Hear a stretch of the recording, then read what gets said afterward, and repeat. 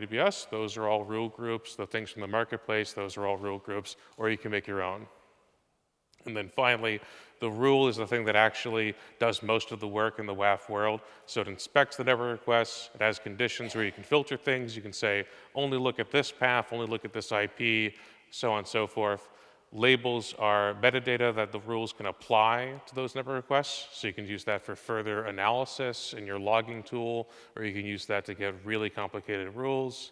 And then they have actions. So it's either at the rule level or the ACL level. You can block, allow, those are obvious. Count is like dry run. And then what is rate limiting? So a special type of WAF rule, but pretty obvious. You block requests above a certain threshold.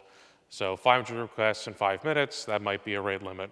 First line of defense against denial of service or DOS attacks, and very customizable in AWS WAF. You can look at the IP, you can look at the exported for header, you can look at the path, any combination of those things. But there are some gotchas. So the first problem that Amplify had when we were trying to implement rate limits is internal traffic. Because of how Amplify has acquired many companies over the years, how we've internally structured ourselves, and then had mergers and so on and so forth, reorgs, you end up with a lot of traffic from Amplify going over the internet to Amplify, which can be a little bit problematic for rate limits. So this graph here on the right is just all the internal traffic for a few hours on a given day for Amplify. And each color is a different IP, but there's sort of 3 big ones for prod. So we can see like in 10 minutes, we had one IP that was sending like 2 million requests. Any rate limit that would allow that would be worthless. So you need to find some sort of way to exclude this traffic. So the way that we set it up, we added a WAF rule inside of our web ACL. It's at the very top. And what it does is it looks at a set of internal IPs owned by Amplify, and we just go ahead and say any network traffic coming from those IPs, add a label, it's internal, let it bypass the rate limit rule. If the traffic isn't from those IPs, it goes to the rate limiting rule, and if it's over the threshold, it gets blocked. If it's not, it's allowed to succeed. So this helps a little bit. As I said, a lot of internal traffic, but I also said we're an ed tech company. So the other problem is that our customers are schools. And so schools have many students, many classes, usually only one IP. So this is an example of a random customer's traffic in the morning. You can see very early in the morning, 7 a.m., no one's doing anything, of course. As soon as the school day starts, we're talking 10,000 requests a minute.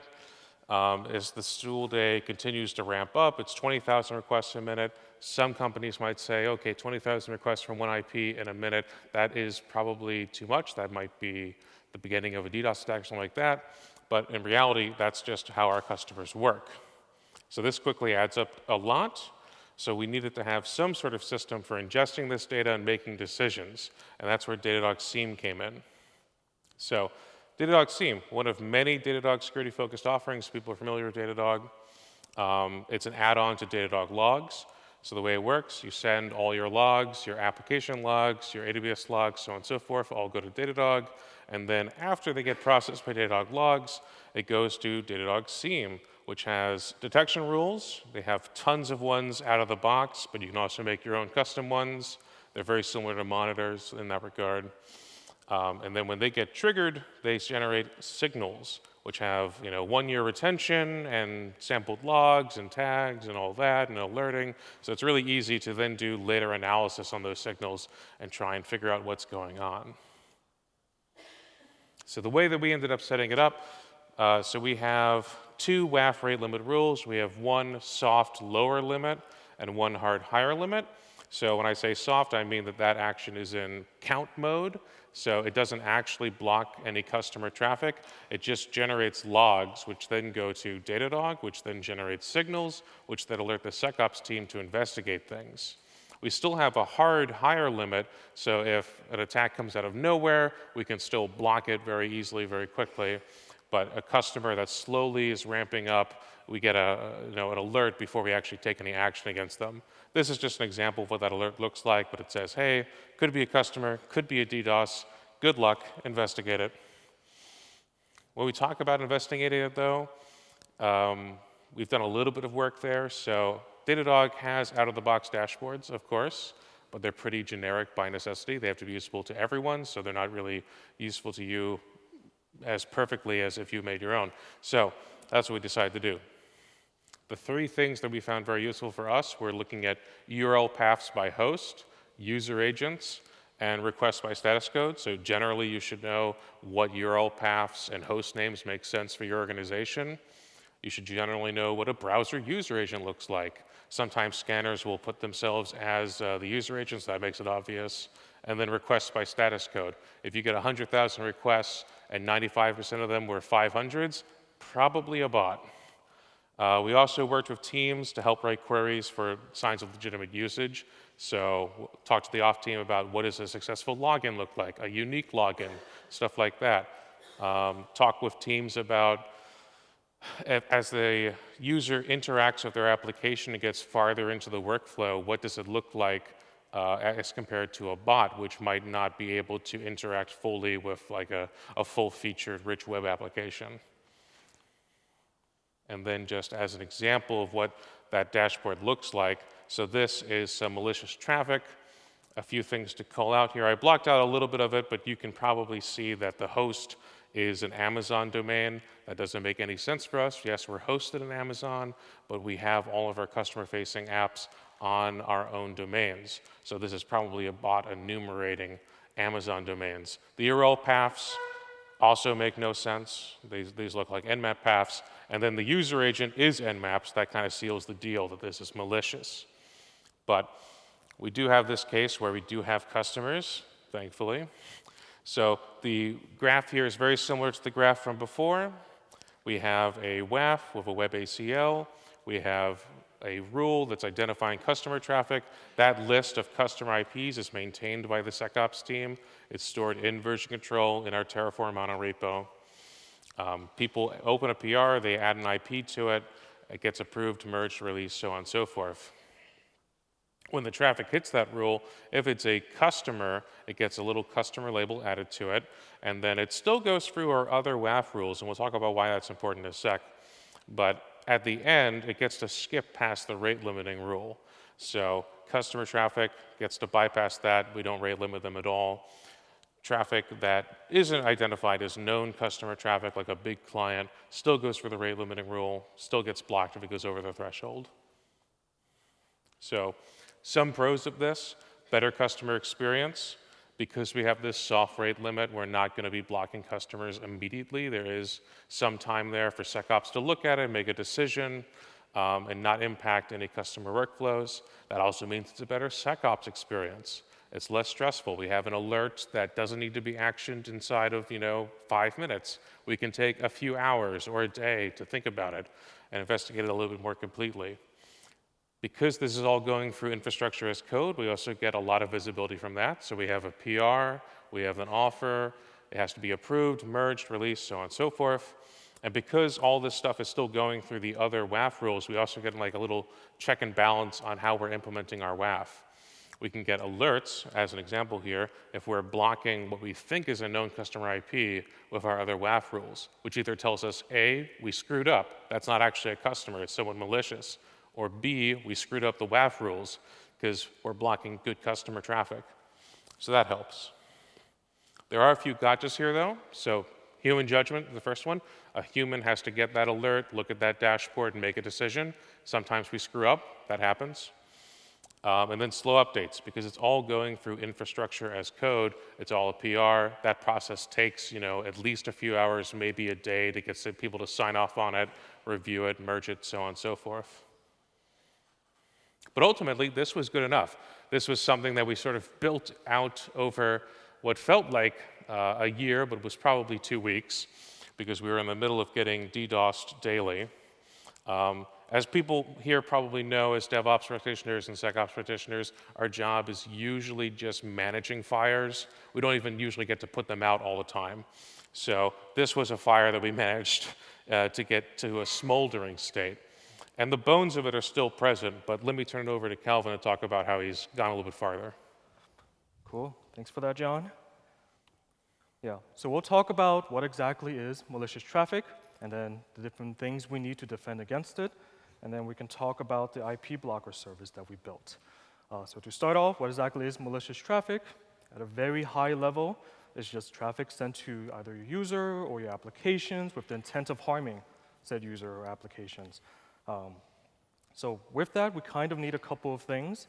We need a database of known malicious traffic patterns, so we kind of recognize when we are getting attacked. And then we need attack alerts.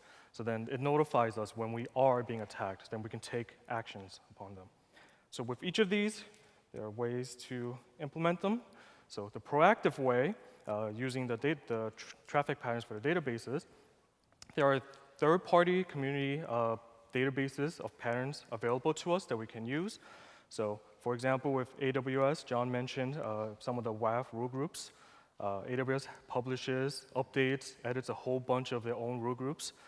Two popular ones that we use are the IP reputation rule group and the known bad inputs rule group.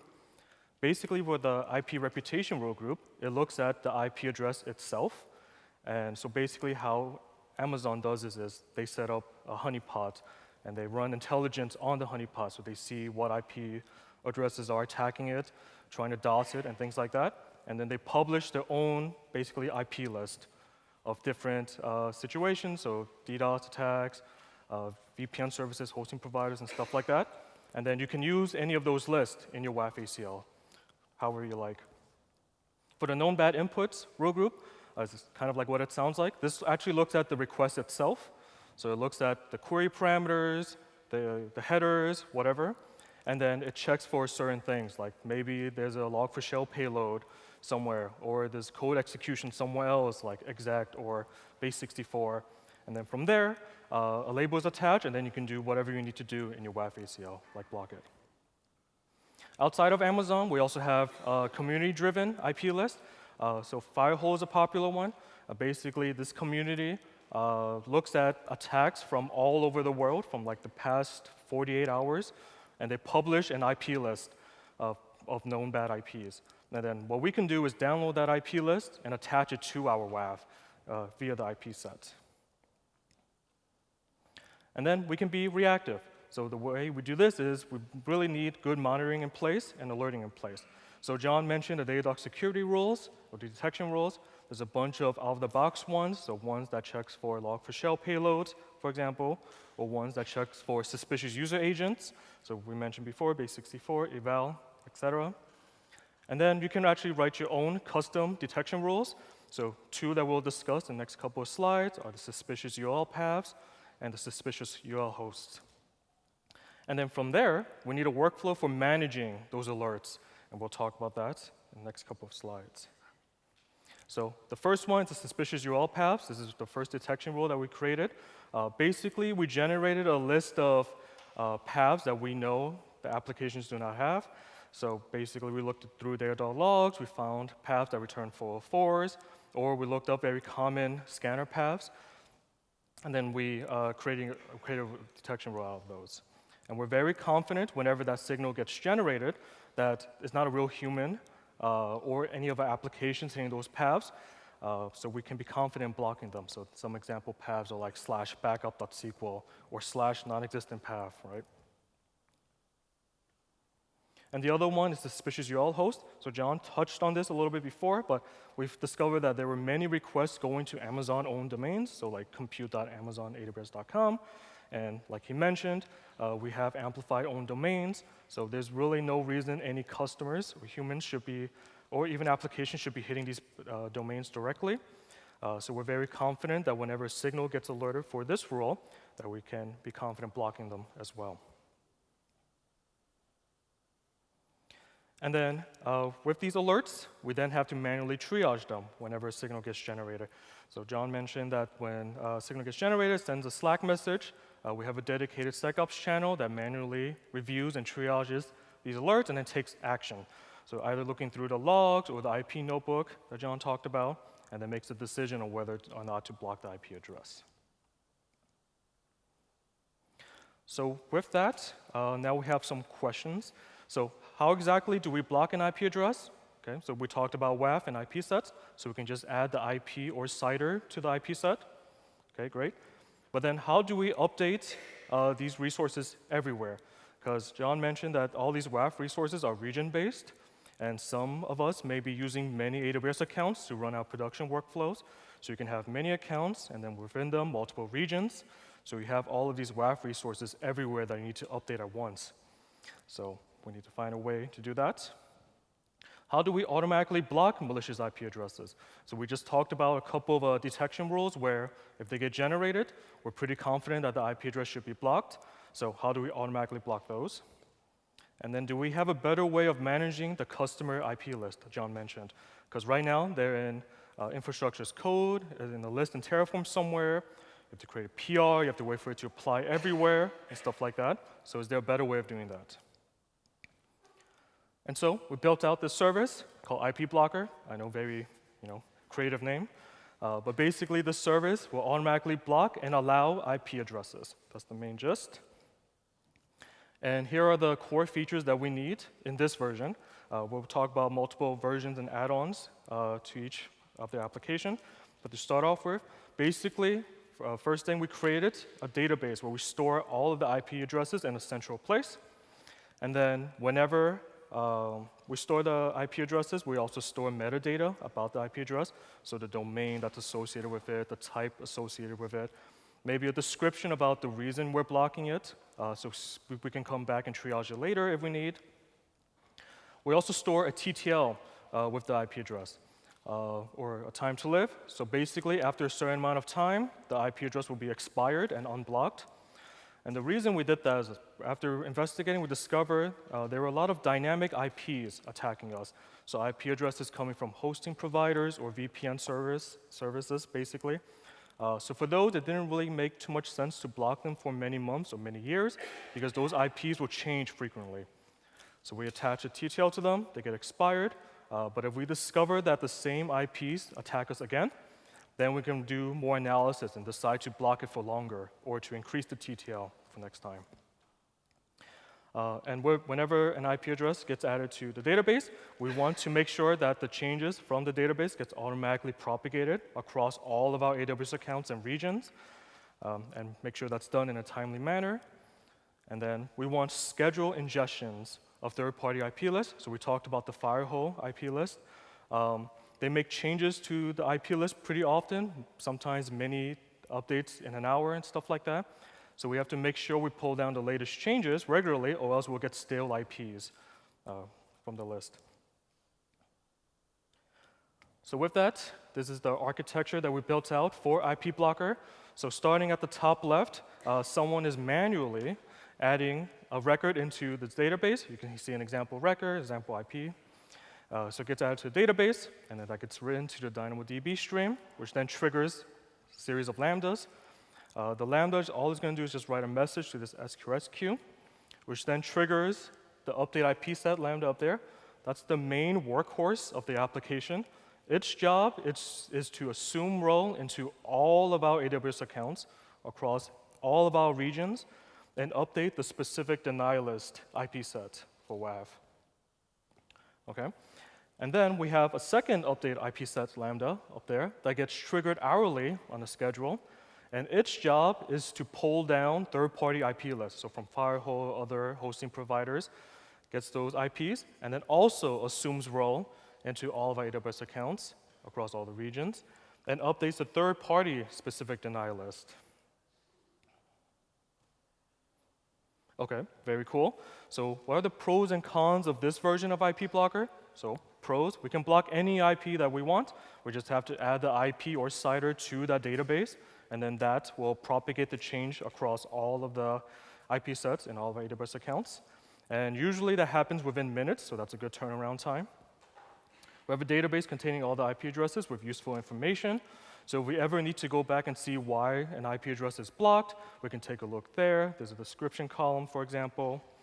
And the third-party denial list currently is being updated regularly, which is good. So we minimize the risk of having stale IPs. So some cons. Right now, it's very manual. We still have to triage every alert. So with that, we have to make sure we tune the alerting in place so we don't get too much noise. We could accidentally block customer IPs, accidentally, right? So it's pretty error-prone. And as of right now, the customer IP list is still not being managed by IP Blocker. So let's see how the next version of IP Blocker remediates some of these cons. So we took a look at Datadog workflow automation. This is a Datadog service for authoring workflows. Basically allows you to run through a series of steps. And these workflows can be triggered on signal generation manually or through monitors and things like that. It's pretty cool. It has a bunch of out-of-the-box actions, so you can do the different AWS API calls, actions. You can do Datadog API calls or actions, and then Slack as well. The cool thing with Slack is that you can do really cool things like send a Slack message, asking the user to investigate something, and then leaving a couple of buttons behind, having them decide if you want to block something or not. And then depending on what the user clicks, it goes through different paths of the workflow. And then we'll see that here. So this is one of our main Datadog workflow that we built out for blocking IP addresses. So the job of this workflow is to decide whether to automatically block an IP address or not. And if we don't, we have to investigate. So taking a look at the top left, that's how you trigger the workflow. So the signal gets generated, it triggers, and then runs through these different actions. So first, we get metadata about the signal. You can run JavaScript code or code blocks to get more information and run code. So we extract information like IP addresses, domain types, and all that stuff. And then we pass the IP address to a lookup table. This is just to make sure to check if the IP address is an Amplify-owned IP address or a known third-party IP address that belongs to us. And then we can be sure to never automatically block those. And then next, the most important step of the action is the requires investigation step. Basically, this code block here runs through a series of checks and conditions to see if we can automatically block it or not. So for example, you can have like a list of, a denial list of domains that we don't want traffic coming from. And if anything matches that, then we can automatically block it. If we decide to automatically block it, it will send an SQS message to a queue, which triggers another Lambda, which then adds that IP address to that blocked database that we saw in the previous slides. If it doesn't automatically block, then it actually sends a Slack message that I talked about to a channel that SecOps will look at, and then from there, they'll triage and investigate, and then decide whether they want to block it or not. So there will be a block button or an ignore button. If they click on the block button, then it goes through that same blocking workflow. So here's just a quick diagram of what that looks like. So the security signal gets generated, which triggers the automation workflow. If the workflow ends up blocking the IP address, it's going to send an SQS message, which triggers the process automation update Lambda, which just adds the IP address to that blocked IP database. And then that triggers the whole workflow we saw in version 1. Okay, cool. So what are the pros and cons with this version? So we have alerting in place for malicious requests, and now we have a workflow for automatically managing some of those alerts, because previously there were a bunch of alerts where we knew that bots are hitting us and we're confident blocking them. So now we have this in place to block those IP addresses. We still have to triage for some of the harder cases, but what's nice is that because of automation, we reduce a huge number of the alerts. And then talking about the cons, there's still some manual actions involved, so it is still error-prone. It is possible, through that Slack message, someone can misinterpret something and accidentally block a customer IP still. And as of right now, we don't have any automation in place for rate limit alerts. So the known customer IP list is still being managed by Terraform. So for the next version, let's see how we can manage the rate limit alerts and the customer IP list. So basically, we built out a second automation workflow. And the job of this workflow is to basically decide if we want to automatically mark an IP address as a customer or not, if we want to automatically block an IP address or not. And then, if it doesn't automatically do any of those, then we can investigate again. So a lot of the actions up there are very familiar. So you trigger, you get information about the signal, and then the requires investigation, again, so it runs through a series of checks, but this time it checks to see if there's conditions meeting things that looks like a customer or not. If it does, we can automatically allow it. And then it also has the same checks for if we can automatically block it or not. If we decide to block it, we send the same message to that same queue from the previous workflow that we saw. If we automatically mark the customer, IP address as a customer, it sends a different message to a different queue, which triggers a different set of lambdas that we'll see in the next slide. Otherwise, we investigate again, so we send the same Slack message to the same channel. Okay, maybe not same message. In this message, we have 3 buttons now.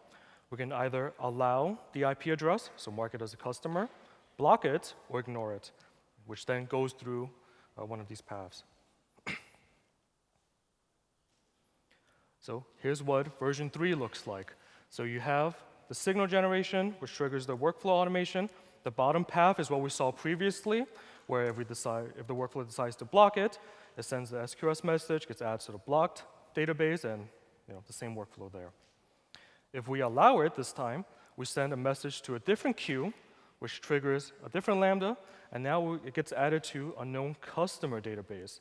So now we pulled the IP list from Terraform and we put it in another database, centralized database. And then very similar to the block database, when the customer database gets edited or records added to, it triggers another set of lambdas, which triggers, again, the update IP set lambda that assumes row into all of our AWS accounts across every region and updates the customer allow list IP set. Okay, so what are the pros and cons with this version? We have automation in place for the rate limit alert, which is great. These were the last few alerts that we get that are very noisy to us, so it's good that we have automation in place for it. We can mark and add a customer IP through this workflow, so we don't have to go through the slow process of opening a PR, getting approved, merged, and waiting for it to be applied everywhere. And what's nice is that with this workflow, we can also block malicious IP addresses, because you can have an IP address trying to DOS us. So with this, we can block those. Some of the cons, there are still manual actions, so it is still pretty error prone. It's possible to mark a malicious IP address as a customer accidentally. It's possible to block customers accidentally still. And as of right now, there's not a straightforward way of removing IP addresses from these databases. So for example, let's say we accidentally block a customer IP. The way to search for it in the database, you can either look for that specific IP address, or you have to look for any CIDRs that can encompass the IP address. So searching is not that trivial. So we need something else in place to look for those. And then for that, we basically built out a UI. And then this UI interfaces with IP blocker and interfaces with both of the databases. So we can search for IP addresses that are in the blocked or customer database.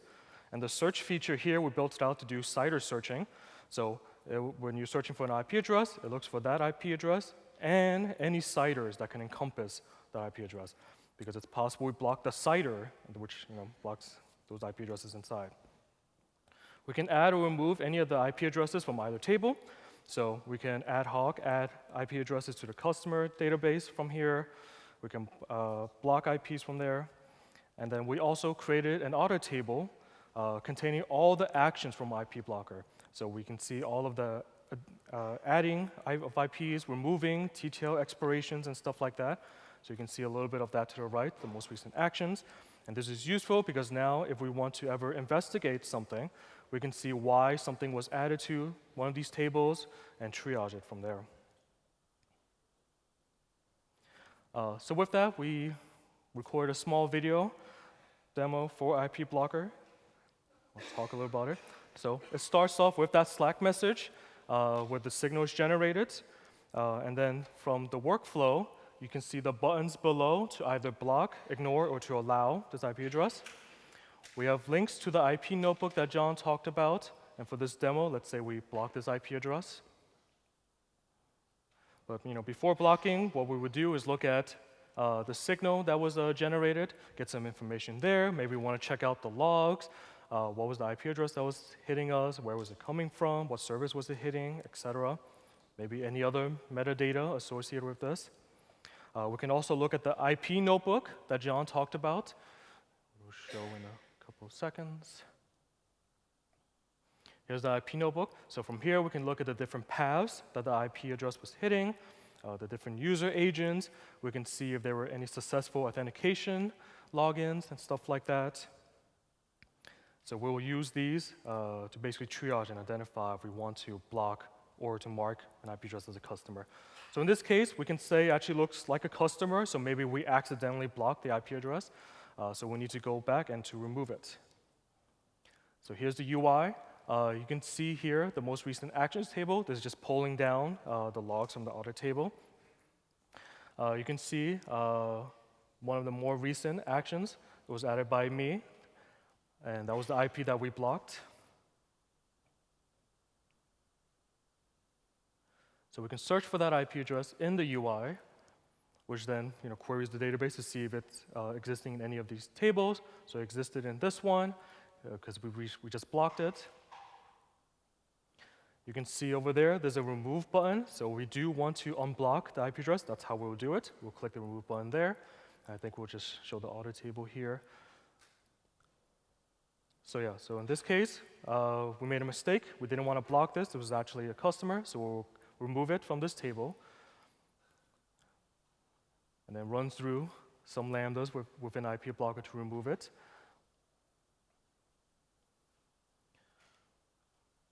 And the audit table gets updated.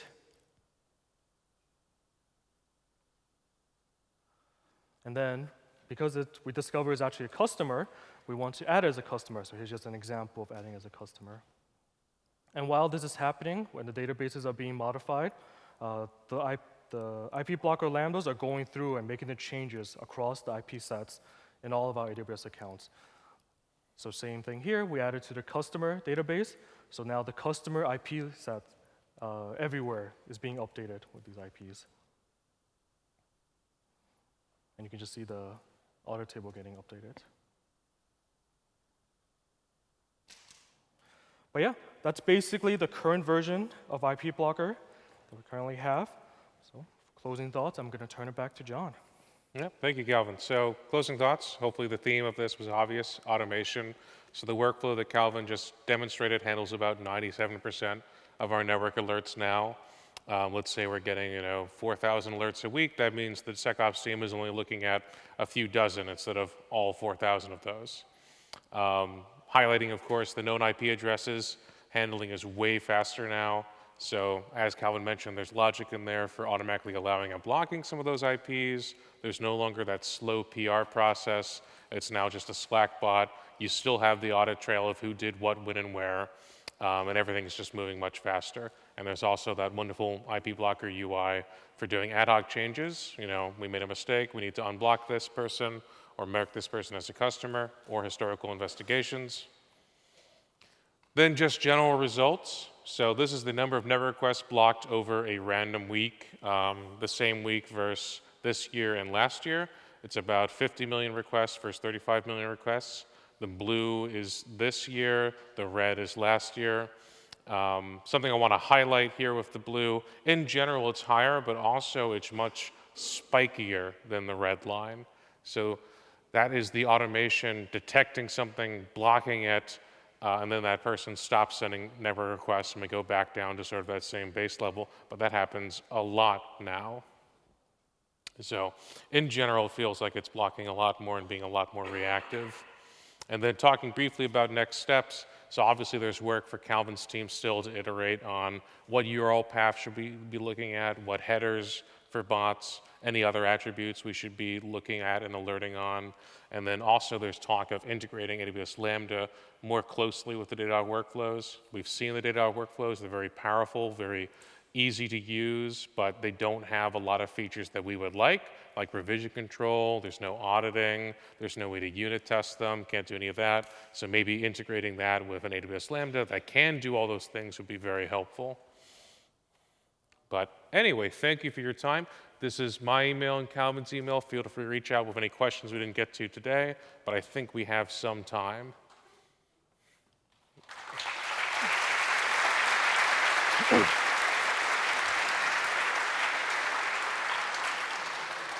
Yeah, there are lots of questions, so let's see. Let's try to group them a little bit. So the first one, the most voted one is that they're asking like, okay, IP sets have a limit of 10K IPs. So how do you deal when it fails? You know? Yeah. Do you want me to take this? Yeah, you go for it. Yeah, this was the case for the firewall IP list. Basically, what we did was we created multiple parts of the IP set. So we created, I think, up to 3, but that increases depending on if there are more or less IPs. So that's, yes, that's how we get past that. So then there are a number of questions related to Datadog. The first one is if you considered something else, like competitors, or just stuck with Datadog and... Datadog was easy for us because we were already using them for APM, logs, everything else. So it felt very natural to just continue to keep everything in the same place. Yeah. And they're asking about, specifically about the Datadog SIEM.